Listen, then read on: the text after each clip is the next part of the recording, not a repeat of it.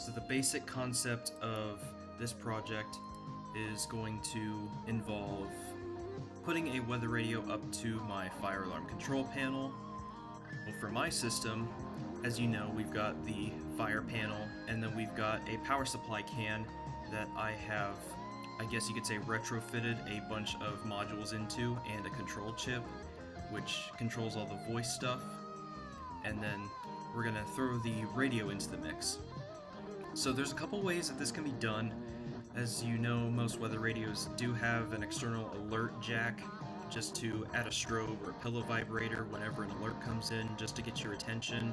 Some radios you can have it do either a switch or put out DC, which will actually make it power something, and then the switch is just basically shorts across your jack. The external alert strobes, that's how they activate, is just by shorting across those. So if you've ever taken one out of your radio and been slow, you might see it flash a couple times, and that's why. So that will be perfect to put across a monitor module. Now once that's activated, the associated output group on the fire panel will activate whatever you have assigned to it. And the light on the monitor module will turn red instead of being blinking. Once it's activated, it turns red. And then the relay is going to be used to broadcast the radio audio to the speaker.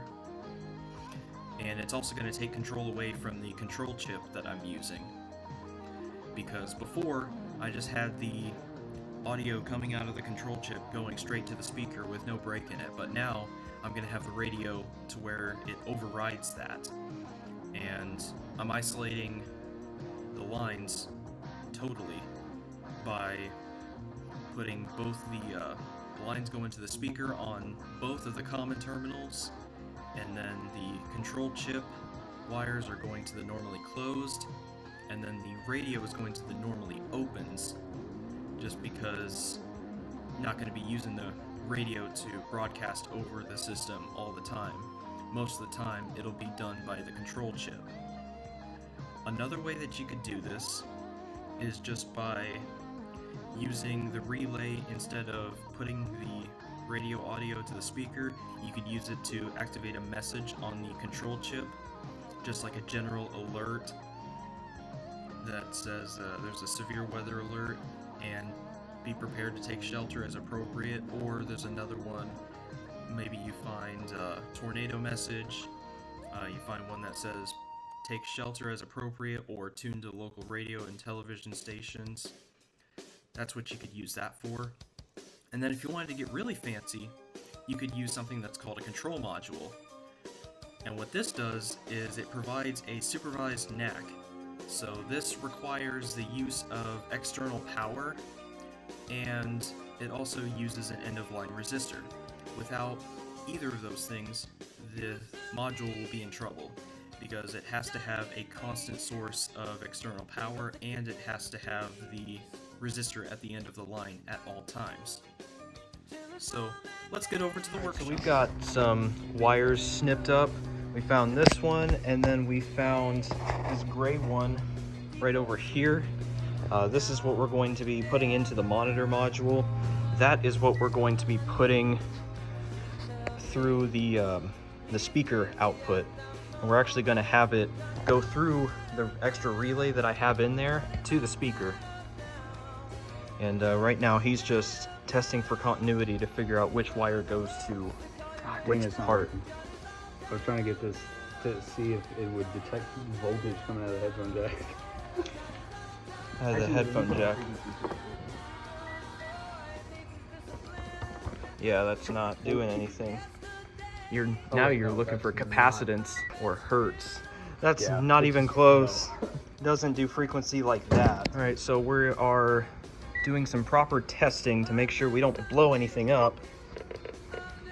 Just doing the siren test right now, just to make sure that there's a short between this whenever it goes off. It's very annoying. Let me change it. Oh wait.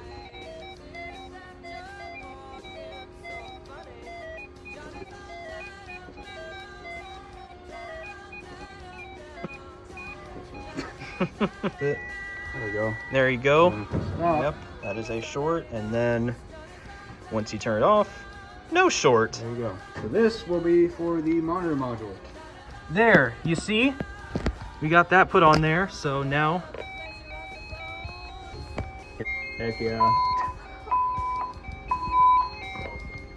May I have your attention, please? All right. A toxic chemical spill hazard Uh-oh. has been reported on the property. That is... Please remain calm, Yeah. further live directions, and take appropriate measures to avoid the hazard. So that is the wrong message, so I will be changing that. So what I'm going to be doing is we're going to be using both of the ports on this. We're going to use the audio out and the alarm out. We're going to utilize both of those. What I'm going to do with the alarm out is I'm going to have it go into here. I'm going to have this relay break both of the speaker lines, the positive and the negative, or I guess if you want to get technical, you call it the tip and ring. Right now he is probing the line. Yeah, we're going to take this wire off of here because this is what is actually going down to here. You see the orange wire, and then it goes into this, and it just creates a short between this and this. That's all these relays do because I've got the black daisy chained between all of them. So those who watch the install video, you might have a better understanding of how this works. Anyways, we're going to take this off of here. We're going to put it on the common 1 and common 2. Like I said, we'll be breaking both legs of the speaker, and you know, if I wanted to, I could get an amp and then put this to a control module just so I'd have a supervised speaker output. But maybe one day I'll do that, but for now that's not really what I want to do. So anyway, let's get started on this. We just have this right here like this for testing. I'll figure out a way to have like a little platform right here for the weather radio, just to have it sit there and it can monitor away. And I'll show you guys if I can. Oh, I guess there's no risk of ground faults because I can't even get this to reach that. Whoopsie. That is what we're going to be doing next. Will be injured. It's not even installed yet and it's already going off. Siding, windows, and vehicle. For your protection, move to an interior room on the lowest floor of a building.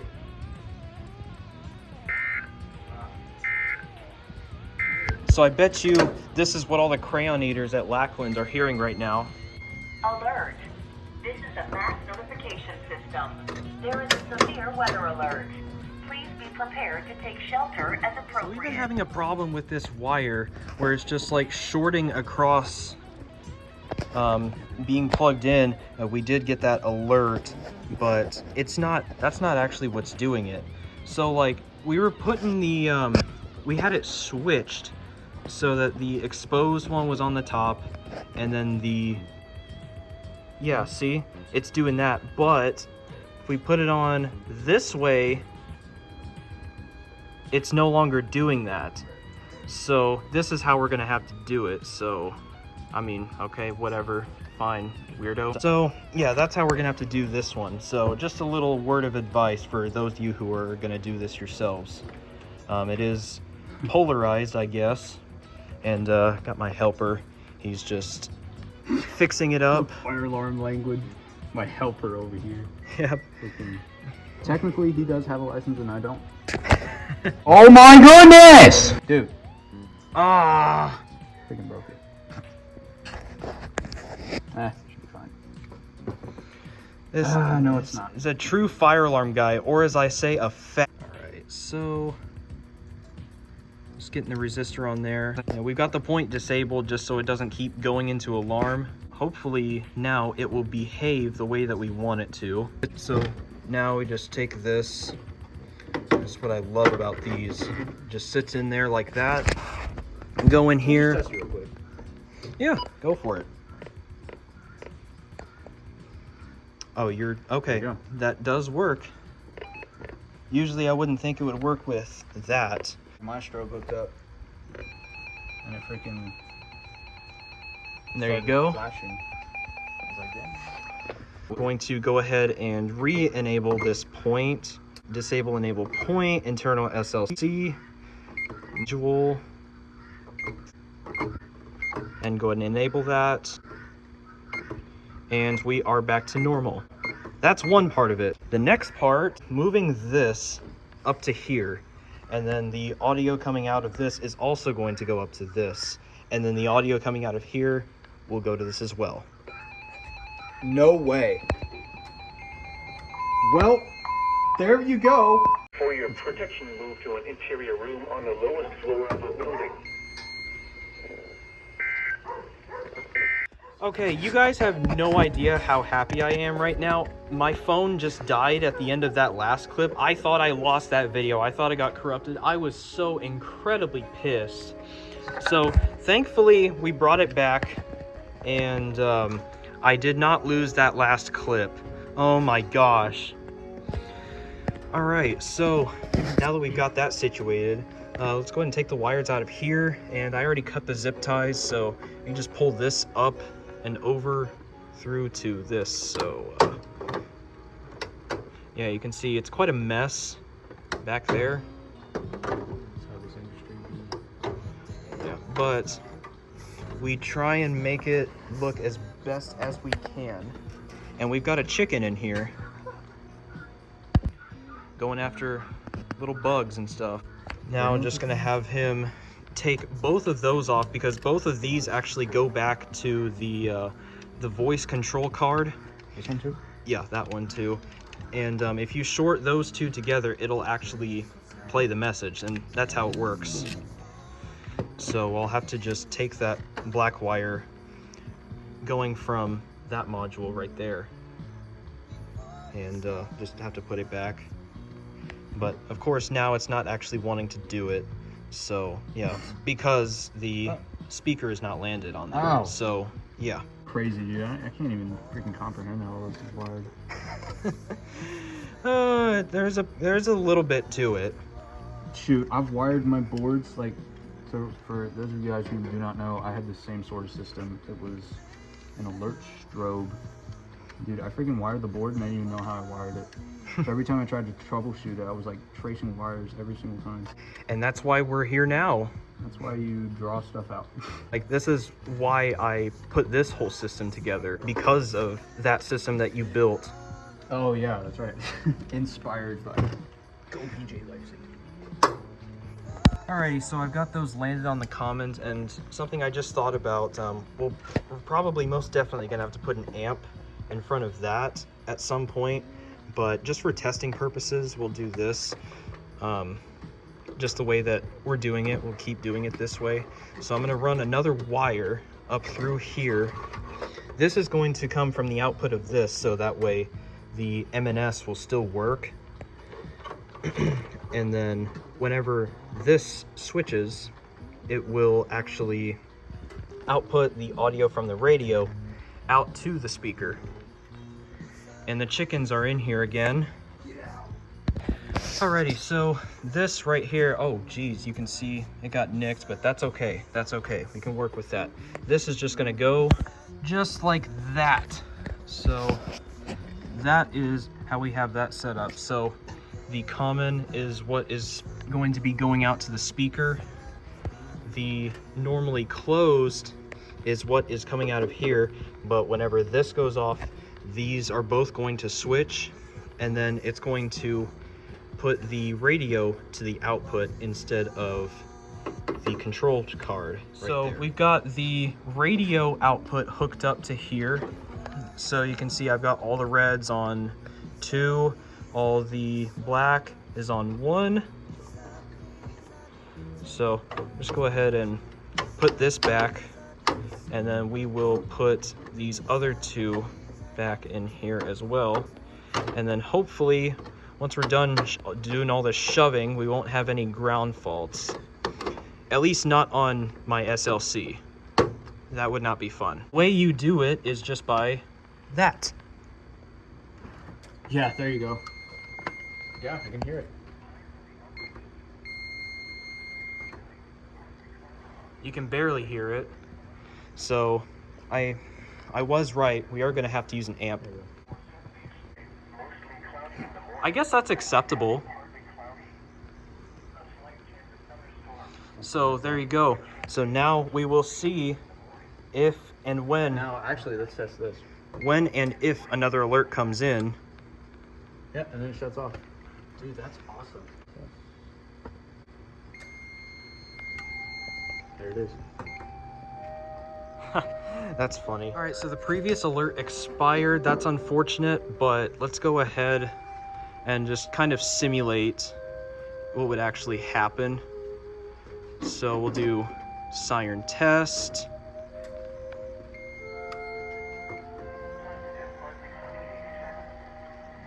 So you can hear I mean, obviously it's not playing any sort of alert, but that's how it would work. So, yeah, that's that.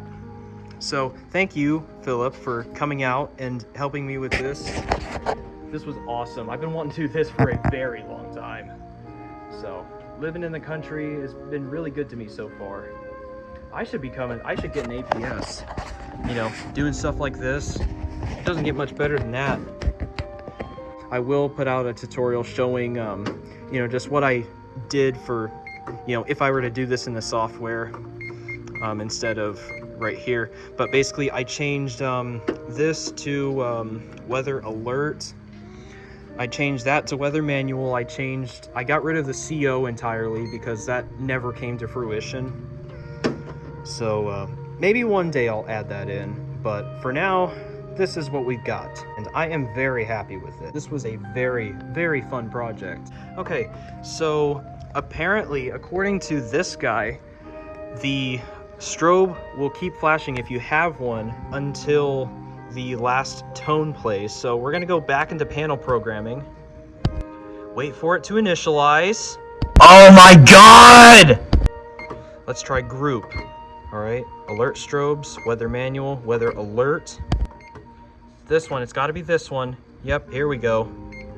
So we're going to change this to non-latching, silenceable. Right, let's hope that this works. I'm sure it will.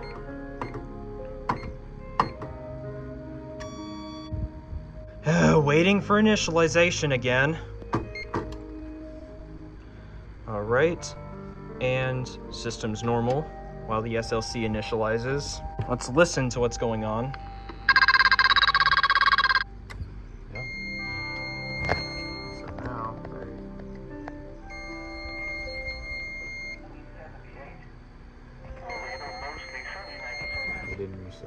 What I need to do now is I need to change the point to non-latching. Go into this again. Say please all you want, but it's not going to make this any better for me. And now after that rude hold up, we're gonna go to point. Goodness sakes, I can't even talk. So go to module. We're going to go to point 3, weather alert, and you can see this is still set to latching. So set that to non-latch. Back out.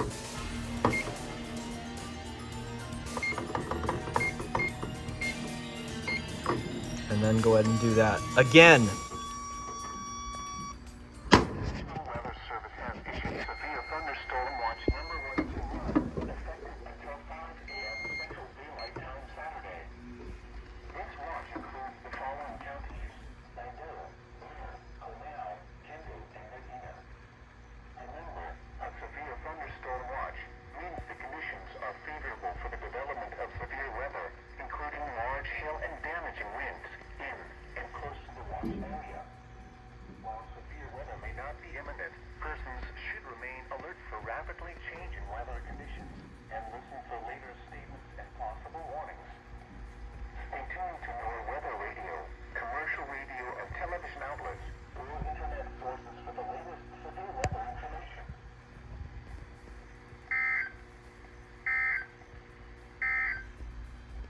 Your weather forecast. Nice. It actually works.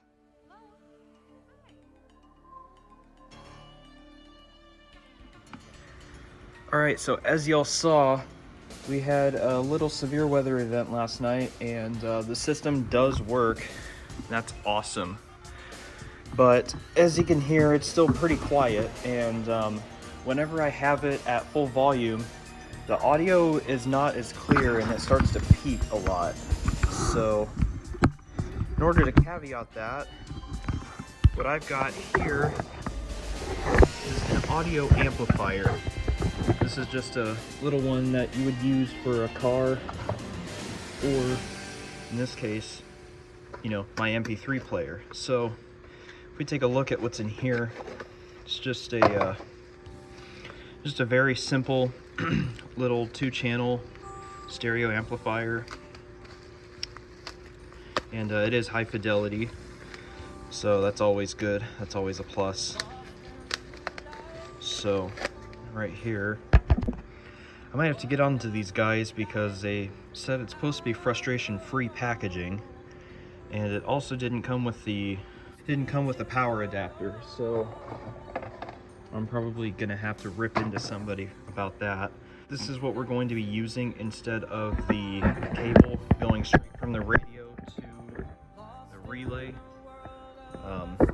and that's why I have this right here. This will come from the output of the radio, and it'll plug into this, and then from there it will go out. I'll probably just connect those together and then just have you know, wires that go out just to combine the right and the left channel, because I really don't need them separated. So yeah, that's the plan for this one. And of course I've got some scrap wire that I'll be using just to connect everything together. They'll connect this to the relay, basically the same that I had before. So unfortunately, after all this work, this is the result.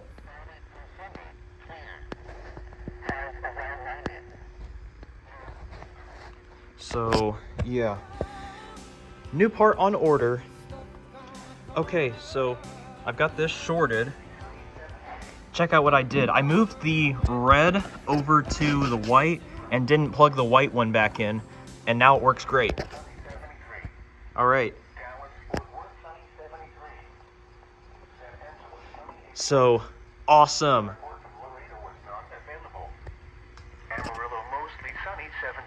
Now it sounds really, really good. All right. So you could just listen to this. I will add something in here at some point. I'll probably just put a switch like up here or something. You flip that and it'll make that activate manually. Just like if there's something there that you want someone to hear. So yeah, awesome.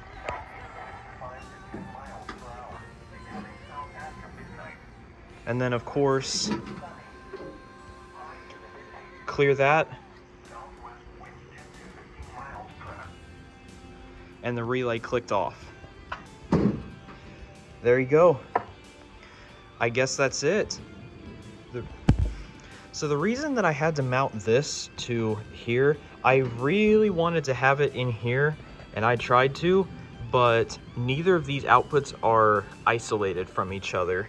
So whenever I would run this to here, and then this out to here, I would have this mounted in here, but this being mounted in here would throw a ground fault onto the system, and it would be just from this, because this is not isolated from this, unfortunately. So that's why this is not up to code in any sort of way. This is, the power supply for the radio is up to code, it's UL listed, but the radio itself, I do not believe is. So as you can see, it is FCC listed, but it's not UL listed. So yeah, don't do this on an actual job, please. If it's your own, then absolutely go crazy. All right. But yeah, so that was funny figuring that out, because of course now it works great. So just imagine this, alert comes in, da da da.